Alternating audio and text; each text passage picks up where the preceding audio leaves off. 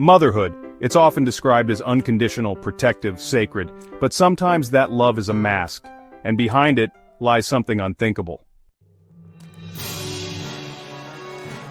This is the true story of a woman who weaponized motherhood, destroyed trust, and manipulated an entire community. Her name is Diane Downs, and what she did on one spring night in 1983 still haunts the nation.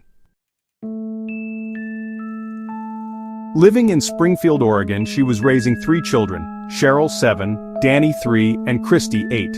A part-time postal worker, Diane was attractive, charming, and always talked about how much she loved her kids.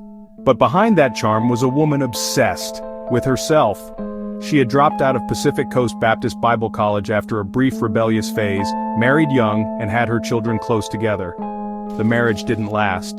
Diane divorced Steve Downs, blaming him for everything that went wrong. In reality, Diane wanted freedom, but not freedom from motherhood, freedom from the inconvenience of children who stood in the way of what she really wanted, the men she couldn't have. In 1982, Diane began a torrid affair with a married man from work. He was charming, older, and thrillingly unavailable. The perfect man, except for one thing: he didn't want children, and Diane, she didn't want to lose him.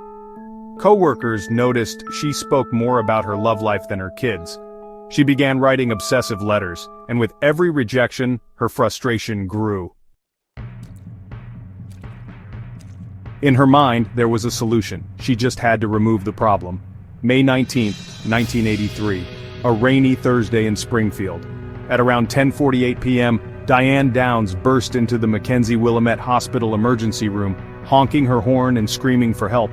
Her children were in the car, covered in blood. She told doctors and police the story. They had been out sightseeing.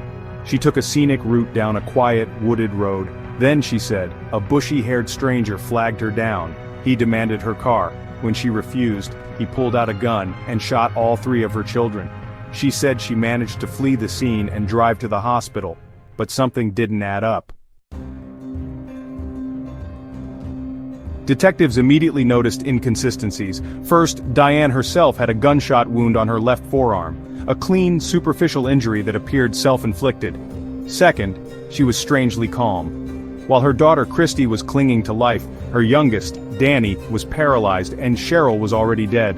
Diane smiled at reporters. She flirted with paramedics. She acted like the victim of an inconvenience, not a tragedy. When investigators examined the scene, they found no evidence of a carjacker, no blood trail, no shell casings, no footprints. The crime scene was eerily clean. And the bullet trajectory? It didn't match her story. Diane was now a suspect, but without hard evidence, police needed more time. They got it from the only surviving witnesses, her children. Christie Downs had suffered a stroke from the gunshot wound to her head. At first, she couldn't speak, but over the next months in intensive therapy, her words began to return, slowly, painfully, and with them, the truth. One day, when asked who shot her, Christie began to cry. Then she mouthed, "My mom." It was the moment the case turned from suspicion to certainty. Meanwhile, Diane wasn't hiding. She appeared on talk shows, gave interviews, and said things that sent chills down the spines of investigators. In one interview, when asked about her children's pain, she smiled and said, "If I had shot my own children, wouldn't I have cried or been hysterical?" Her statements became even more disturbing. "I'm the victim. My children were lucky. They survived." And then came the most damning clue of all. Diane had purchased a .22 caliber handgun just weeks before the shooting, the same caliber used in the attack. Police finally had enough.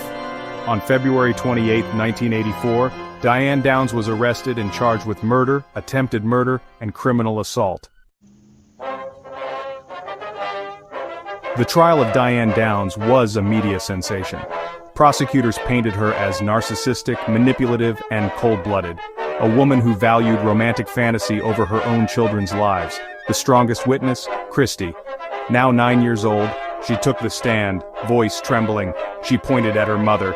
"She shot us." The courtroom wept. Diane showed no emotion. The jury deliberated for just 36 hours. She was found guilty on all counts. Diane was sentenced to life plus 50 years in prison. But the story didn't end there. While awaiting sentencing, Diane became pregnant again. She had seduced a guard during her incarceration and gave birth to a baby girl, Rebecca. The child was adopted by a loving family and renamed Rebecca Babcock. She would grow up to discover her mother was one of America's most infamous child shooters. Diane has never admitted guilt. She remains behind bars to this day, still claiming a stranger did it. But we know the truth. Her children told us. On Mother's Day, we celebrate the love, strength, and sacrifices of moms around the world. But the story of Diane Downs reminds us that evil doesn't always wear a mask. Sometimes, it wears a smile, and calls itself Mom. If this story shocked you, share it with someone who still believes monsters only live in stories. Subscribe for more gripping true crime documentaries where we uncover the darkness hidden in everyday lives. And this Mother's Day, remember, love protects. It doesn't destroy.